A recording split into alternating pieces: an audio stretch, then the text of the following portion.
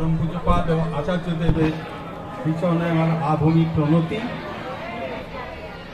উত্তানপাদ সত্যযুগের এক রাজা, এখন তার দুই রানী, সেই সুনীতি আর সুরুচি। সুনীতি বড় রানী, তার ছেলে ধ্রুব। এবার ছোট রানী মানে তার সৎমার অত্যাচারে যা হয়ে থাকে, ধ্রুব খুবই মর্মাহত, অবসন্ন, অবনত।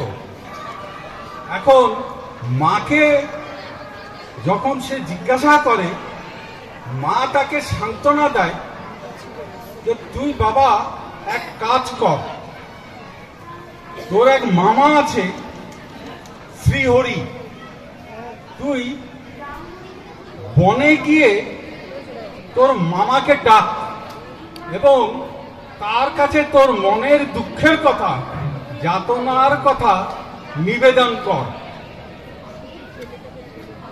এবার শিশু ধ্রুব বনে গিয়ে হরি হরি বলে সরল বিশ্বাসে, সরল প্রাণে দুই চোখের ধারা বিসর্জন করে আর তাকে ডাকে।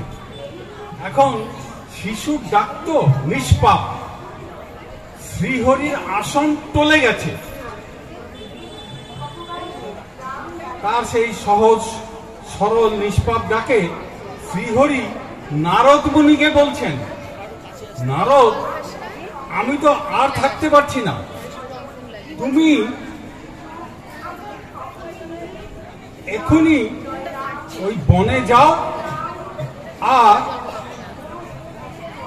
ধ্রুবকে দীক্ষা দাও, কারণ আমাকে হরি বলে ডাকলে আমি তো সাড়া দিতে পারছি না।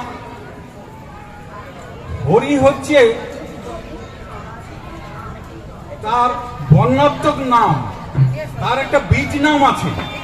বললেন যে দীক্ষার মাধ্যমে তুমি ওই বীজ নাম প্রদান করো, ওই বীজ নামে যতক্ষণ আমাকে না ডাকে ততক্ষণ সে আমার স্বরূপ উপলব্ধি করতে পারবে না, আমাকে ধরা ছোঁয়ার মধ্যে পাবে না, অনুভূতির মধ্যে পাবে না।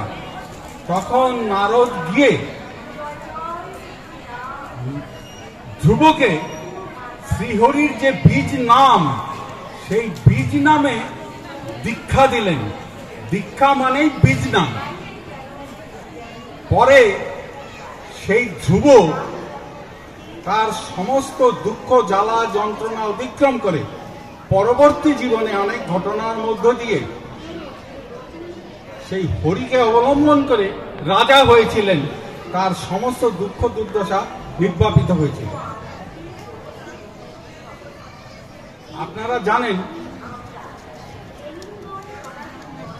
শ্রী শ্রী বরদা যুগাচার্য, তার জ্যেষ্ঠা কন্যা কল্যাণিয়া পূজনীয়া কল্যাণীদি, তার বিবাহ হয়েছে পূজনীয় জয় মৈত্রর সাথে।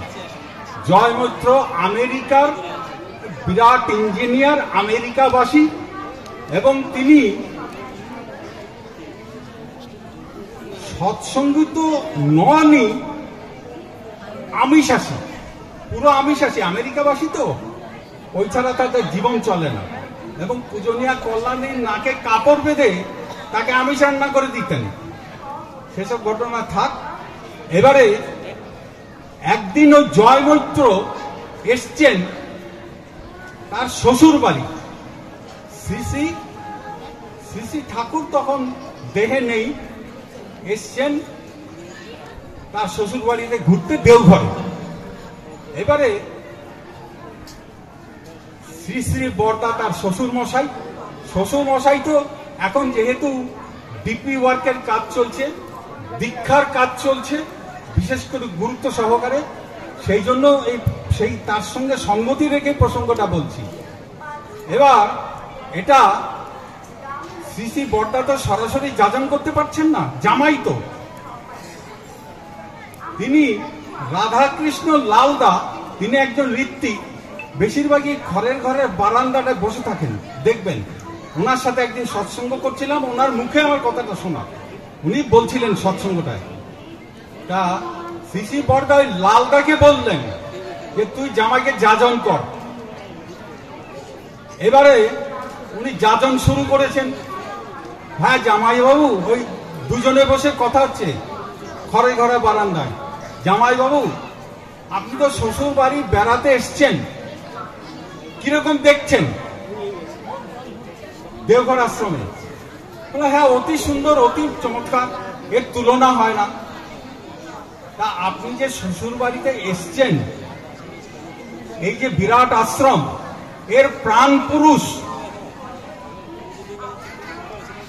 কিল কেন্দ্রে যিনি আছেন, তার নাম জানেন তো? হ্যাঁ জানি। বলেন তো কি? কেন? অনুকূল চন্দ্র। বলেন এই তো ভুল করলেন, আপনি শিক্ষিত ইঞ্জিনিয়ার, কিন্তু নামটা জানেন না আপনি। কেন? তাকে যদি জানতে হয়, তার স্বরূপ যদি উপলব্ধি করতে হয়, তার তুরীয় সত্তা যদি অনুভব করতে হয়, তার ঐশী সত্তা যদি উপলব্ধির মধ্যে আনতে হয়, তাহলে তার বীজ নাম জানতে হবে। কিভাবে বীজ নাম পাওয়া যাবে? দীক্ষার মাধ্যমে পাওয়া যাবে। তাহলে আমাকে দীক্ষা দাও। লালদা তো আর দীক্ষা দেবেন না। তখন শ্রী শ্রী বড়দা, পূজনীয় জয় মৈত্র মহাশয়কে দীক্ষা দিলেন। তার ওই যে জানার ইচ্ছা, আমি শ্রী শ্রী ঠাকুরকে জানবো, শ্রী শ্রী ঠাকুরকে অনুভূতির মধ্যে নেব, আমি তার তুরীয় সত্তা উপলব্ধির মধ্যে নেব, আমি তার ঐশী সত্তা উপলব্ধির মধ্যে নেব, এই লোভে তিনি দীক্ষা নিলেন শ্রী শ্রী বড়দার কাছে। এবং শ্রী শ্রী বড়দা তাকে দীক্ষা দেওয়ার সঙ্গে সঙ্গে পাঞ্জাও দিলেন। তখন কল্যাণীদি, পূজনীয়া কল্যাণীদি বললেন, পাশে বসা, বললেন যে বাবা, তুমি জামাইকে পাঞ্জা দিয়েছো, আমাকেও পাঞ্জা দাও। আমার জানায় একমাত্র মহিলা ঋত্বিক শ্রী শ্রী বড়দা, তাকেও পাঞ্জা দিয়ে দিলেন। ঘটনাটা এই জন্য বললাম যে আমাদের বুঝতে হবে যে কৃষ্ণ সেই নাম ভজনিষ্ঠা করি নামের সহিত থাকেন আপনি শ্রীহরি। অর্থাৎ আমরা যে শ্রী শ্রী ঠাকুরের এই বীজ নাম যে গ্রহণ করলাম, গ্রহণ করলেই হলো না, অহরহ।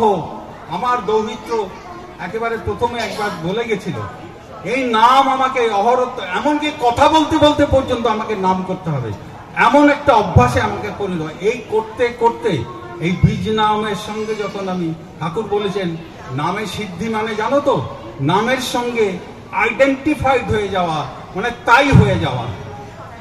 এবং এই তখনই আমরা ঠাকুরকে প্রকৃতপক্ষে উপলব্ধির মধ্যে পাবো, অনুভূতির মধ্যে পাবো, এবং জীবনে তাকে পাওয়ার আনন্দে ভরপুর হয়ে সার্থকতায় পর্যবসিত হব, সার্থকতা লাভ করব। এই বলেই আমি 10 মিনিটের বক্তব্য শেষ করছি। জয় গুরু।